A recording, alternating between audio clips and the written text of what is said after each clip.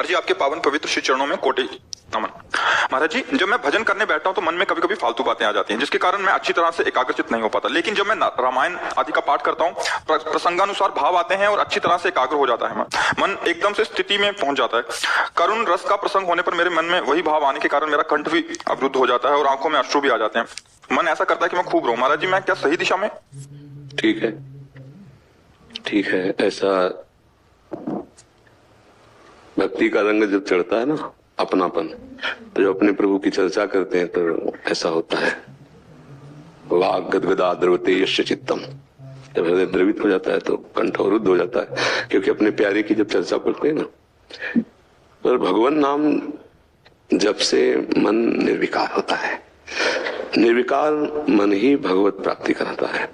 तो लीला गायन, भगवत सेवा, समाज सेवा, परिवार सेवा, ये करते हुए नाम जप पर प्रधानता रखें, क्योंकि नाम जप सीधे मन को मारता है। आप खुद अनुभव कीजिए, और सब में वो सहयोग आपका दे देगा, नाम जप में नहीं सहयोग देगा। जहां आप नाम जप में बैठेंगे वो परेशानी पैदा करेगा, फेंकेगा। अंदर की जितनी गंदगी है वो फेंकेगा, वो चंचल होगा। तो मन को एकाग्र करना, मन को निर्विकार करना, मन को शांत करना, नाम में बहुत सामर्थ्य है। भगवान की लीला गायन का कुछ समय तो रखे ही, उसका स्वाद लेना। जैसे एक ही दूध के बहुत स्वाद लिए जाते हैं, दही बनाकर, अधौटा करके, पेड़ा बना के, बर्फी बना, वही दूध ही है।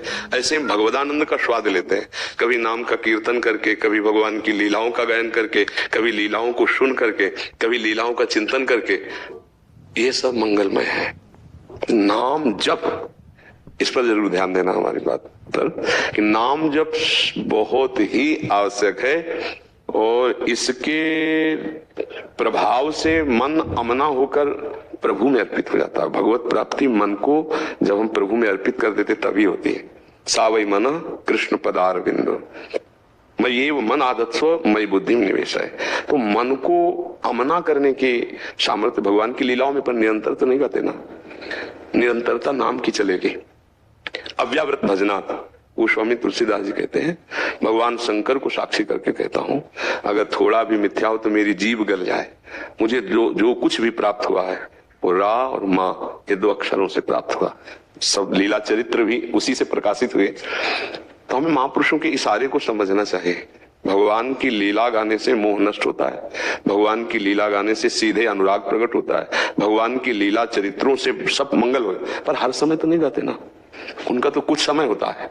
लेकिन हर समय हमारे मन को पिटाई चाहिए, नहीं ये बलवान मन हमको कहीं ना कहीं फंसा देगा।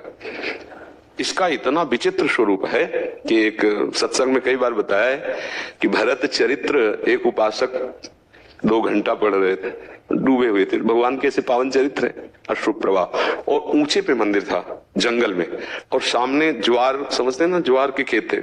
किसान लोग जानते हैं ज्वार के बड़े बड़े पेड़ होते हैं, मतलब पतले पतले, वो चारा भी काम में आता है। तो जो ही ऐसे बाहर निकलकर दरवाजे से दृष्टि गई तो वहां कुछ विपरीत क्रियाएं हो रही थी। तो खत्म भाव भरत चरित्र का। देखो मन की दशा। बस जब ये बात मनन की गई, चिंतन की गई, तब ये लगा कि का हनुमंत विपत्ति प्रभु सोई, जब तो सुमिरन भजन न। देखो 2 घंटा से भरत चरित्र पढ़ रहा है, मन भावुक हो गया, पर इसकी भावुकता पर विश्वास नहीं है। 2 घंटा चरित्र का भावुक हुआ मन 1 सेकंड के दृश्य ने उसको विचलित कर दिया। तब वो भयावह, भय देने वाला है ना, तब वो तत्काल मन को वशीभूत करने के लिए मंत्र है, नाम है, वो हटो, तुरंत वहां से हटो। तब ये बड़े, मतलब संतों से हम क्यों बातें सुनते हैं? क्योंकि उनका अनुभव उनके साथ होता है। शास्त्र में स्पष्ट लिखा हुआ है, हम नहीं समझ सकते, जो हम अनुभव करके बोलते हैं।